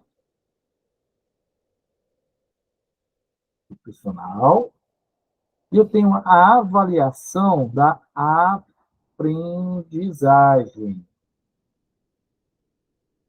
Isso é o que a gente vai chamar de tipologias, os tipos de avaliação da aprendizagem institucional. Vamos lá. Quando a gente fala de institucional, é uma avaliação que ela tem intencionalidade de ofertar um olhar sobre a rede ou sobre a instituição escolar. Então, ela quer entender como funciona a rede, como funciona a escola, como é que elas estão, tá? Já a avaliação da aprendizagem, ela está focada no aluno. Por quê? Porque é o sujeito aprendente. Então, institucional, rede escola, aprendizagem, aluno. Beleza. Então, agora eu já sei as tipologias de avaliação. Mas agora a gente vai observar também, além das tipologias, a gente vai observar os momentos ou os agentes avaliativos. Vamos para os agentes. Pode ser um agente interno, como pode ser um agente externo. Nós temos avaliação institucional externa? Temos sim. Temos avaliação institucional externa. Bruno, qual seria a avaliação institucional externa que nós temos? O IDEB, o Índice de Desenvolvimento da Educação Básica. Ela é uma avaliação que ela não quer saber sobre o aluno. Ela quer, utilizando parâmetros, saber como encontra-se a escola ou a rede de ensino. Então, o IDEB leva em consideração dois fatores. Quais são os dois fatores do IDEB? Eu tenho as chamadas avaliações externas e eu tenho aqui também, junto a isso, aquilo que a gente vai chamar de fluxo escolar. Bruno, que diabo é o fluxo escolar? Ou são os dados retirados do nosso censo escolar. Quais são esses? Censo escolar. A gente tem lá no censo escolar informações de matrícula inicial, matrícula final, evasão, abandono, aprovação, reprovação, e isso tudo aqui acaba gerando um algoritmo que diz se a escola ela está positivo ou ela está negativo. Porém, sempre levando em consideração não apenas a nota do aluno nas avaliações externas, mas também o fluxo. Bruno, me esclarece isso aqui porque sempre me dá dúvida e a gente está dentro da escola e é cobrança demais. Quando chega as avaliações externas, a gente para tudo, passa a dar negócio de escritor do SPAES, bererê, barará. Beleza, vamos lá, tá? As avaliações externas, elas são uma avaliação da aprendizagem externa, ou seja, aferida pelo ente federado, que pode ser a União, como pode ser o Estado, como pode ser o município. De boa, tá? Massa. Só que o que vai rolar aqui? Ela não leva em consideração apenas a avaliação externa. Vamos dizer aqui que eu tenho uma escola, tá? Que tirou, dá um exemplo aqui, tá? Que tirou, sei lá, uma proficiência de 300 pontos em língua matemática, em língua portuguesa, tá? Sei lá, tá? Na escola aqui, língua portuguesa no nono ano, massa, tá? E eu tenho uma outra escola que tirou 150 em língua portuguesa no nono ano. Qual é numericamente a melhor? Quem tirou 300, quem tirou 150? Lógico, quem tirou 300. Beleza. Mas vamos analisar, e aí por isso o fluxo escolar, aonde é a outra escola? Eu tenho uma escola que tirou 300, eu tenho uma escola urbana, é uma escola onde todos os professores, eles são mestres ou são doutores, que não quer dizer muita coisa, a titulação não necessariamente impacta diretamente, tá? Mas enfim, ajuda, tá? E eu tenho uma outra escola que é uma escola rural, onde o professor, e aí fazendo esse paralelo, o professor nem graduado na área é um professor que é graduado, sei lá, em geografia, mas ele está complementando a carga horária dele com língua portuguesa. Então, perceba que esses dados eles são aferidos e gerados dentro de um programa de computador, dentro de um algoritmo, e que vai dizer exatamente o processo em cima dessa escola, tá? Então, aqui nós temos a explicação, de fato, do IDEB, beleza, tá? E quando a gente fala aqui de avaliação interna, a gente pode ter uma avaliação interna, tanto institucional, beleza, tá? Que vai olhar a relação da escola, por exemplo, o PPP, ele pode ser considerado uma avaliação interna, tá? Quando a gente faz uma anamnese junto com a comunidade, beleza. Mas o que a gente tem mesmo? Uma avaliação interna da aprendizagem, tá? A avaliação interna da aprendizagem, ela pode acontecer em 3 momentos.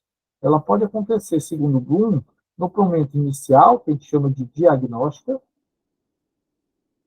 No segundo momento, que a gente vai chamar de avaliação formativa, ou processual, ou de controle, ou mediadora. E no terceiro momento, que é a avaliação final, também conhecida como avaliação somativa, beleza? Só para não dizer que eu não falei das flores, lembrando que a gente tem também a avaliação externa da aprendizagem, tá? Externa da aprendizagem, qual é ela? Ou quais são elas? Avaliação externa da aprendizagem. O que a gente tem? A avaliação externa da aprendizagem feita pela União, nós temos o nosso querido e amado SAEB, temos a avaliação da educação básica, possivelmente próximo ano volta a ANA, Avaliação Nacional da Alfabetização, repaginada, remodelada, utilizando como apoio aquilo que foi feito no Estado do Ceará ano passado no SPAES. A gente tem também o Exame Nacional do Ensino Médio, a gente tem também o Exame Nacional da Competência, da Certificação das Competências da Educação de Jovens e Adultos, o ENSEJA, e não esqueça que nós também temos a avaliação externa de outra maneira, tá? Que é a do ensino superior. Bruno, como é o nome da avaliação externa do ensino superior? Essa todo mundo sabe, todo mundo está careca de saber. Qual é ela?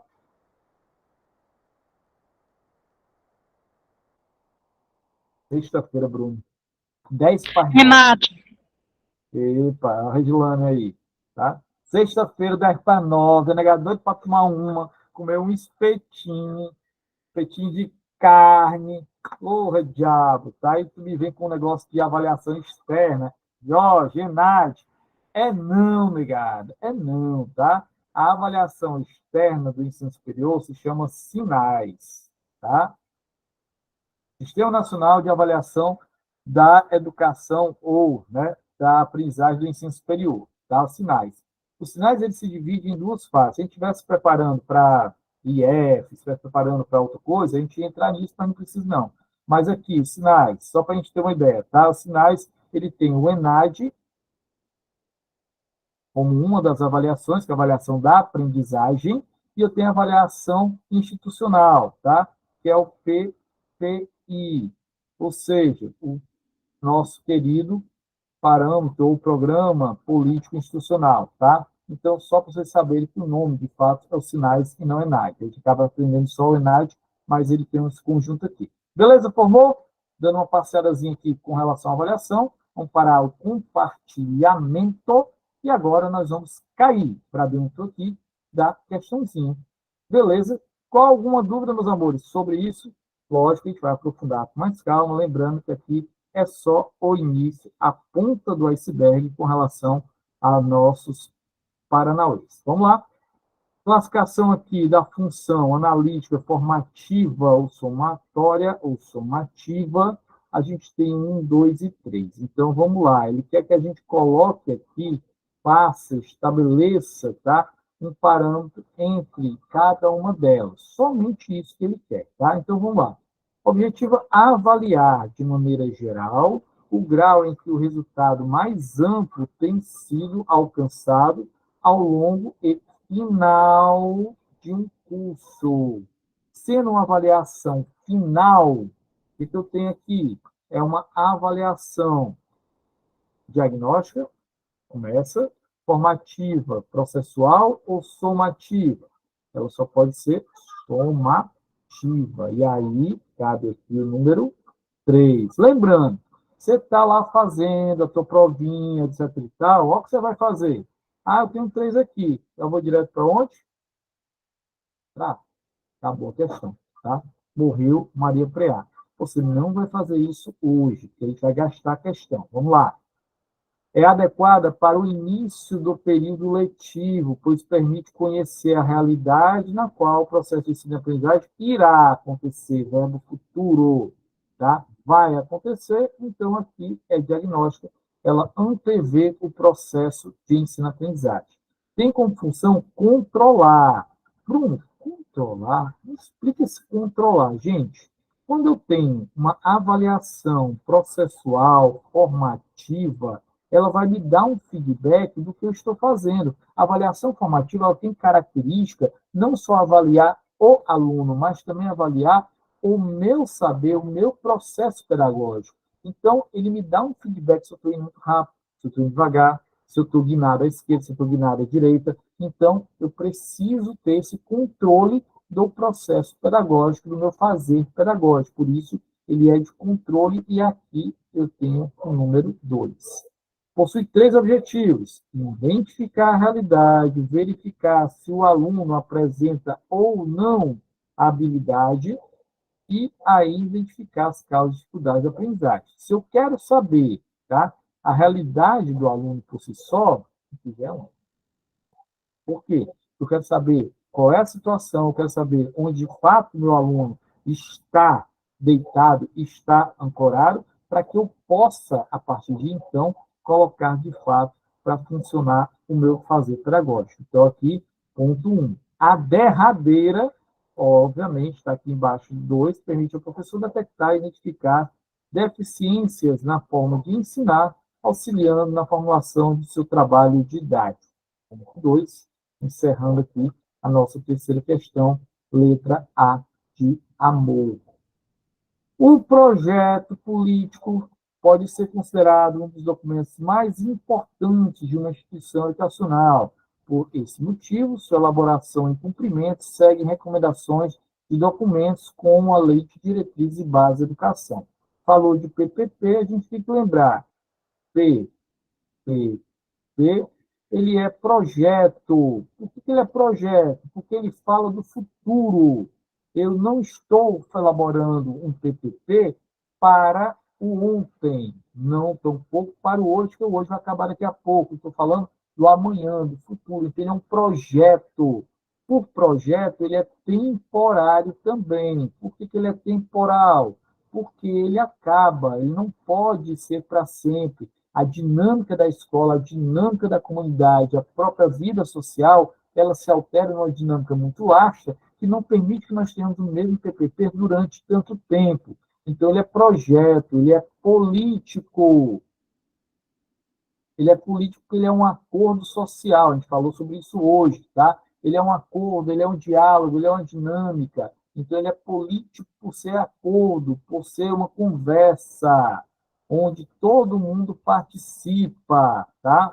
Ele é pedagógico porque ele, antes de mais nada, ele tem, enquanto cerne principal, o processo de aprendizagem. Ele trabalha para garantir a aprendizagem dos nossos alunos. Bruno, quando a gente fala de PPP, ele é um documento democrático Sim, e tem que ter a participação de todos os atores escolares. Quais são eles? Alunos, professores, trabalhadores da educação, núcleo gestor e, além disso, a comunidade e os pais. Ou seja, todo mundo está aqui dentro. Lembrando que eu tenho os colegiados representativos, colegiado representativo de alunos, prêmio escolar, colegiado representativo dos professores. Pelo amor de Deus, não me fale em sindicato, não, tá? Aí você frescou pesado, tá? Não adianta você falar. O que vai fazer a representatividade dos profissionais, dos professores, a parte pedagógica, é o conselho de classe. E quem vai representar todos os demais é o conselho escolar. Então, projeto político pedagógico, tá? Então, aqui a gente tem tudo isso. Mas, gente, o projeto político pedagógico ele tem marcos, ele tem formas de ser construído. Por isso, ele tem 3 marcos. Ele tem o chamado marco situacional. Bruno, que diabo é esse marco situacional? É como a gente encontra-se. O cara que vai pegar o teu PPT, ele não sabe, às vezes ele não sabe nem onde é que está a tua escola, tá? Então ele tem que fazer o quê? Marco situacional, você tem que descrever para ele a escola, tá? Então, para isso que existe o marco situacional. Alguém levantou a mão? Eu vi alguém aqui levantando a mão rapidamente? Acho que não, né? Preciso efetivo. Vamos para cá. Marco situacional, beleza. O que mais que a gente tem? O marco conceitual. Bruno, o que é um marco conceitual? Conceitual. O marco conceitual são os conceitos que, enquanto escola, nós abordaremos ou nós tomamos para si. Como é que é a avaliação? O que tem tempo para avaliação? A nossa avaliação, ela vai ser uma avaliação tradicional? Ela vai ser uma avaliação de mediação? Tipo de avaliação nós vamos ter? Que tipo de metodologia nós vamos utilizar? Que tipo de tendência pedagógica nós assumimos? Então, aqui é o conceitual. E, por obstante, o último, o operacional. Ou seja, como operacional. Como nós fazemos a escola acontecer? Como nós operacionalizamos o cotidiano da escola para que ela possa acontecer, para que aquilo que a gente pensou lá no projeto, de fato, aconteça. Então, aqui eu tenho os 3 marcos do PPT, beleza? Vamos para cá. A gente vai falar aqui, então, que a respeito do PPT, que tem como embasador a Lei de Diretrizes e Bases da Educação, o que eu vou ter?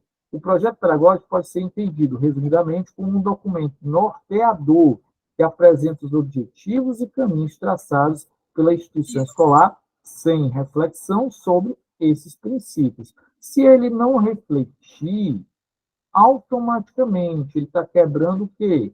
Ele está quebrando o marco situacional, porque eu não sei quem eu sou, não estou falando, ao mesmo tempo que eu estou quebrando os acordos que são coletivos. Então, falso, a letra A é falciano. B. Fazem parte do grupo que elabora o PPT apenas os tios, o diretor, o coordenador e a secretária. Rapaz, eu vejo muita questão com essa que bota assim, quem elabora o PPT é só o diretor. Primeiro que é verdade, mas a gente não pode falar não que a gente quer passar no concurso, tá bom? Nossa, tá? A gente tem que dizer que não, mas é verdade. E aí, tomara que fosse mesmo, porque pelo menos a gente não era, muitas vezes, né, colocado de escanteio, como algumas vezes acontece. A gente fala, mas parece que entra por um ouvido e sai pelo outro. Aquilo que a gente expõe, muitas vezes não é incorporado ao PPP da escola. Mas só falei, tá certo? Falei e já saí correndo. Vamos lá. Letra B. Então, falciane a letra B. C. As instituições educacionais devem seguir um molde único para a elaboração do projeto pedagógico. Se eu falo aqui do situacional, como é que eu vou falar de molde único se eu tenho que descrever a situação da minha escola e a situação da minha escola não é igual à escola do fulano? Então, por isso, ela é falciane. Letra D. Os estabelecimentos de ensino poderão adaptar seu projeto pedagógico de acordo com sua realidade, porém devem respeitar as normas elencadas por documentos norteadores, como é o caso da Lei de Diretrizes e Bases da Educação. Verdadeiro? Letra D, verdadeiro. Então, quarta questão, letra D de dado. Última questão da noite. Última questão da noite, a gente vai falar de AEE, certo?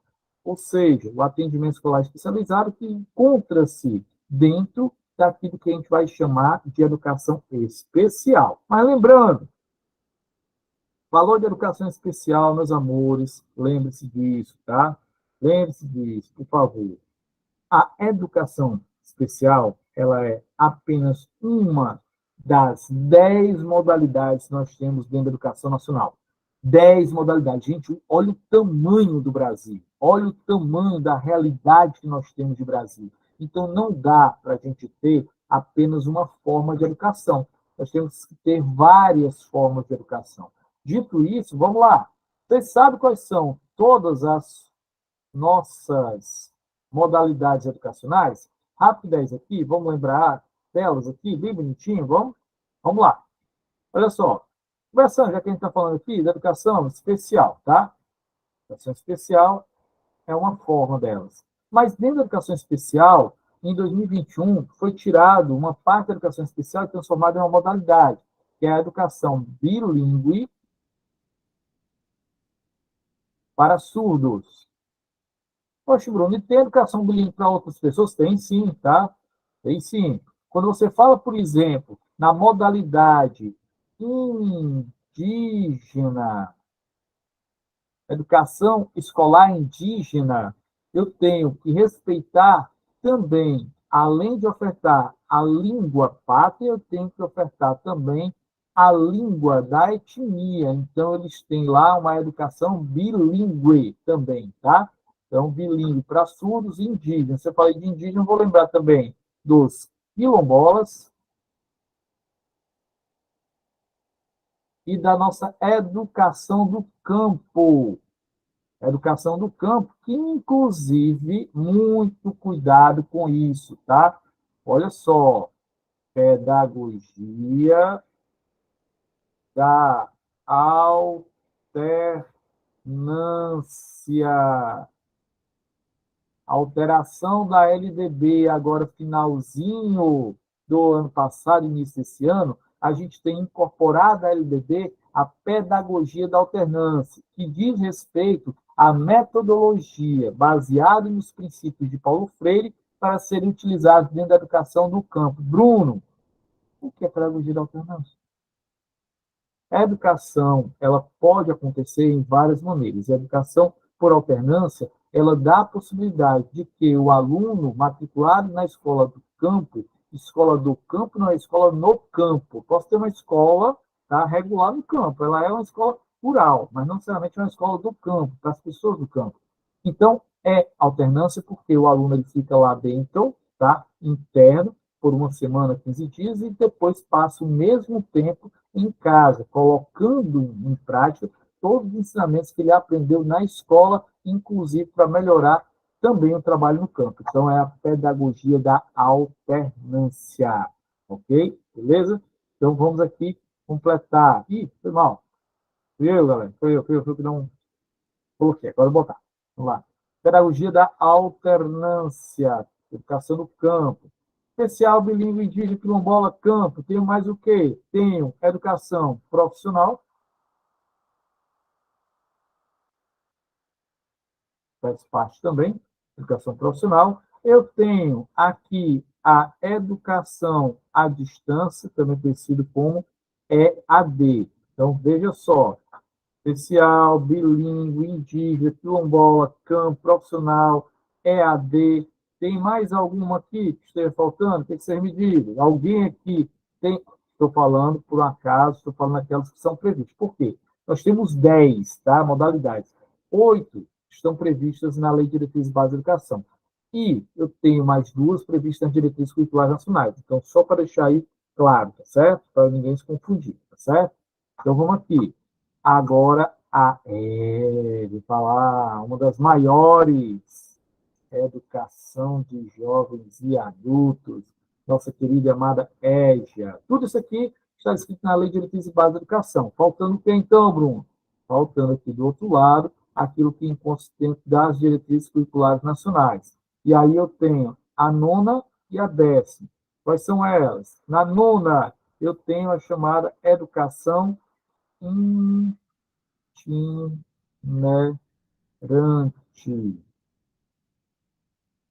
E eu tenho a educação prisional. Prisional. Logicamente que a educação prisional é para todos aqueles, obviamente, que estejam cumprindo algum tipo de privação de liberdade. Presta atenção, não entra menores infratores, eles não estão presos, eles estão apreendidos, cumprindo algum tipo de medida socioeducativa. Isso aqui é para quem está em presídios, então prisional, aqueles que encontram-se em presídio, tá? Itinerante, atende a quem? A 2 públicos específicos. A circenses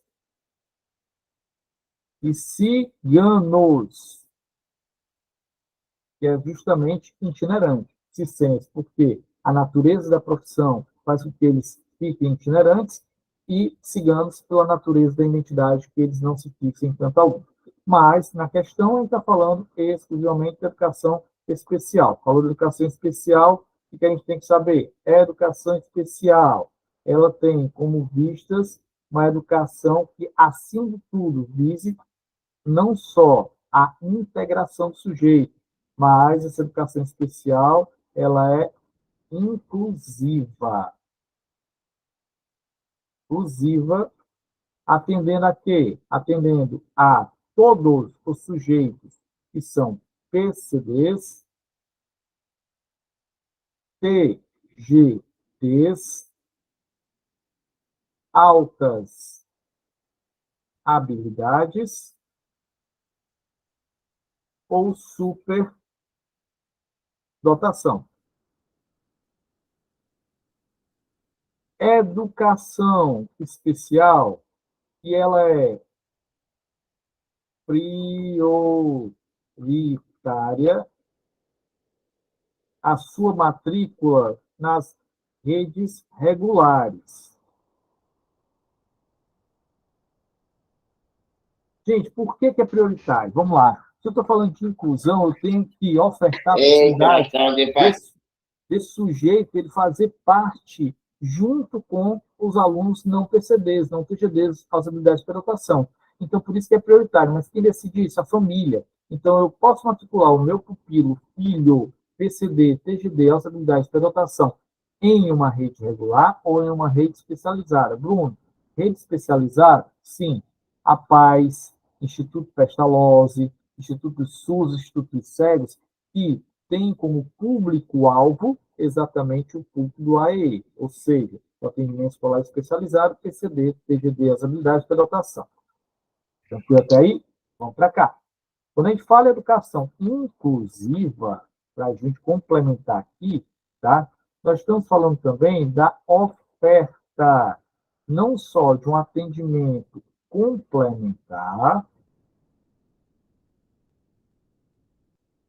como atendimento suplementar. Bruno, como assim? Complementar, suplementar. Complementar ao professor em sala de aula, suplementar ao professor fora de sala de aula. Então, vamos lá. Quem são as ações, ou quais são os profissionais que nos auxiliam complementarmente na sala de aula junto com o atendimento especial?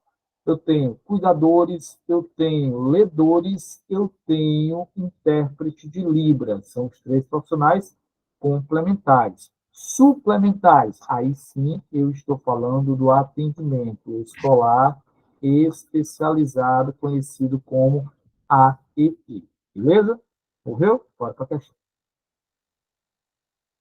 Voltando à questão, para a gente finalizar a nossa noite maravilhosa de hoje. Aí sim, dizer sextou, viu, negado? Aí sextar, aí estão liberados, pode ir tomar aquela cervejinha e comer aquele espetinho de gato. Vamos lá. A educação especial é uma modalidade de ensino que percorre todos os níveis e etapas onde se realiza a educação especial, ela que a gente vai chamar de transversal. Todos os níveis e etapas onde tiver educação, tem aí. Esse acesso à educação tem início na educação infantil e, então, é desenvolvida a construção do conhecimento e do desenvolvimento global da criança. Só um detalhe, tá? Do 0 aos 3 anos, a gente não tem AE, certo? Do 0 aos 3 anos é a estimulação precoce. A AE, ela só começa a atuar a partir da educação obrigatória, 4 anos de idade. Então, o AE e o acesso à educação é correto afirmar, exceto. Todas estão verdadeiras, exceto uma. Qual é essa? Vamos lá. Do nascimento até os 3 anos de idade, a AE se expressa por meio de estimulação precoce, onde o processo de desenvolvimento e aprendizagem se otimiza ou integra-se com os serviços de saúde e assistência social. Verdadeiríssimo, acabei de falar. P. Ter, por obrigatoriedade, dar uma assistência e apoio às famílias que procuram o serviço, além de utilizar técnicas que provoquem o desenvolvimento global de toda criança portadora da deficiência a qual procura auxílio. Por partes. Partes, muita hora nessa calma, tá? Vamos lá. Provoquem o desenvolvimento global de toda criança portadora da deficiência. Falso. Por quê? Porque o nosso processo de atendimento é escolar. Então, não necessariamente aquilo que nós vamos trabalhar dentro da escola, ela vai possibilitar um processo de melhoria global. Então, um exemplo aqui, tá? Eu tenho um aluno, por exemplo, que teve paralisia cerebral. Dentro da escola, eu sou capaz de auxiliá-lo no processo cognitivo, mas não no processo de recuperação física desse aluno. Então, aqui ela é falseando, tá? C. Em todas as etapas e modalidades de educação básica, o AEE é organizado para dar o apoio ao desenvolvimento das crianças. Verdadeiro, lembrando que não só a educação básica, como o ensino superior também. Deve ser realizado na própria escola, no turno inverso ao estudado pela criança, ou pode ser feito em centros especializados que realizam esse serviço educacional. Tanto o atendimento ele pode ocorrer no contraturno, como pode acontecer em polos, em salas especiais ou em centros especiais. O importante é o quê? É eu conseguir a oferta do AEE. É cada vez mais complexo, por quê? Como a gente falou aqui, a gente tem tempo integral hoje em dia, então como é que a gente vai poder ofertar esse processo no contraturno? Se esse sujeito ele vai ser atendido em tempo integral, então vai ficar um pouco mais complicado, mas para a questão aonde está incorreta é a letra B de bola. Meus amores, dúvidas? No caso do AE, né? Opa! No caso do aluno AE, a matrícula é dobrada? Sim, Regilane. O AE, com a pressuposição do AE, é que esse aluno seja atendido por mais de uma pessoa, ou seja, pelo professor e pelo cuidador, pelo ledor, pela intérprete de línguas de sinais, ou por qualquer outro profissional a mais, esse sujeito ele tem que ser participado por 2, ou seja, as matrículas deles são dobradas. É por isso, inclusive, que ainda não foi incorporado as neurotipias no processo de AE. Quando eu falo de neurotipias, eu estou falando de quê? Eu estou falando de TOD, eu estou falando de TDAH, que são articulações educacionais, mas não são atendimentos educacionais especializados. Por quê? Porque se esses sujeitos teriam, então, que serem atendidos, dobrado o valor sairia muito caro para os governos, tá? Então, é por conta disso. Gilson? Não, professor, só para dizer que gostei da aula, levantei a mão sem querer. De boa, tranquilo. Galera, brigadão pela atenção de vocês, brigadão por vocês aqui, tá? Muito bom, espero que vocês tenham gostado, né? Não à toa o convite do IB Concurso está aqui com vocês, porque a gente tem aí um público muito grande que vai fazer, obviamente, parte também da nossa empreitada, da nossa caminhada rumo à aprovação nos certames da Consulpan. Meus amores, um grande cheiro a todos e a todas, um beijo, sextou, grande abraço, descanso, que faz parte também da preparação e descanso, tá bom? Abração a todos e a todas, boa noite, tudo de bom. Boa noite, professor. Boa noite a todos.